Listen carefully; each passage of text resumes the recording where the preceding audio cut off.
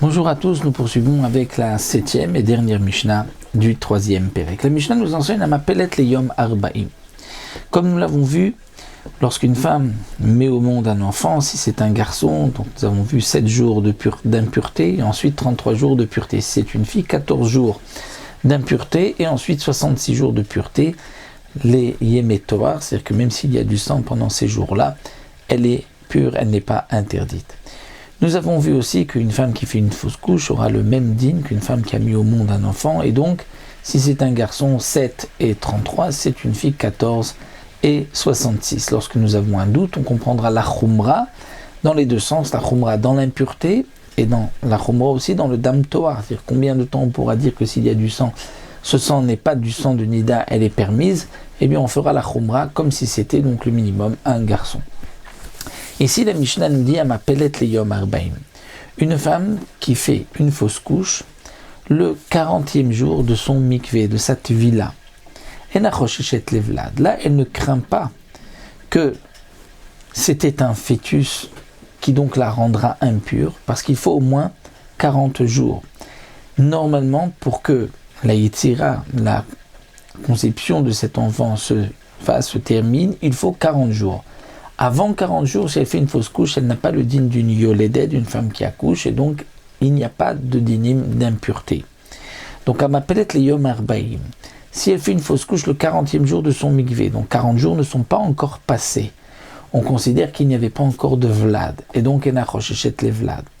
Mais les Yom Arbaim ve'echad, si c'est après 41 jours, c'est-à-dire le 41e jour de son mikvé, donc là, 40 jours se sont terminés, se sont achevés, la teshev, la zachar, nekeva velanida. Elle va teshev la zachar, c'est-à-dire elle va faire la khumra. On ne sait pas si il y avait eu, donc, s'il y avait eu un vlad, si elle était tombée enceinte juste le jour de son mikvé. Donc peut-être qu'il n'y a pas du tout de vlad. Et donc s'il n'y a pas de vlad, dès qu'elle verra du sang, elle sera nida. Mais peut-être aussi que c'était un garçon ou une fille. Donc elle fera la khumra, comme nous l'avons vu, la zachar, nekeva ve la nida.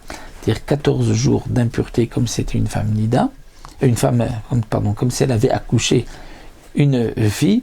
Et ensuite, pendant les jours de toar qu'elle n'aura pas, si elle voit du sang, elle devra donc être rejette comme si elle est nida.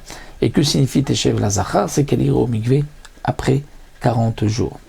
Rabbi Ishmael Omer Yom Arbaim ve'echad teshev la zachar v'u nida.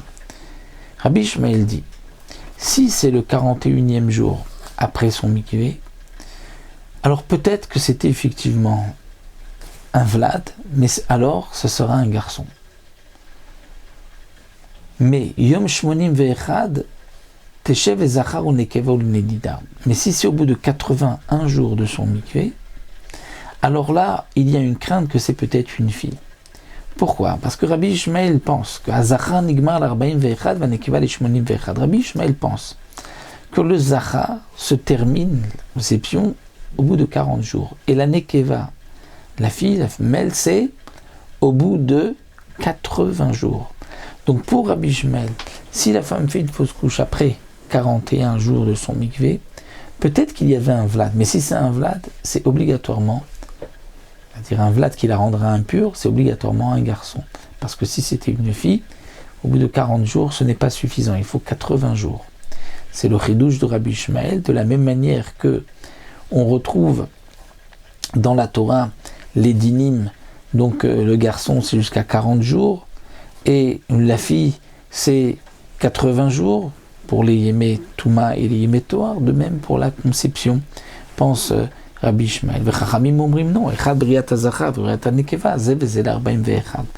Chachamim disent non, que ce soit un garçon, que ce soit une fille, c'est au bout de 41 jours. Dès qu'il y a eu 40 jours, on considère que il y a eu donc un bébé terminé, un fœtus terminé, et donc à partir de ce moment-là, il y a une impureté, et peu importe si c'était un garçon ou si c'était une fille.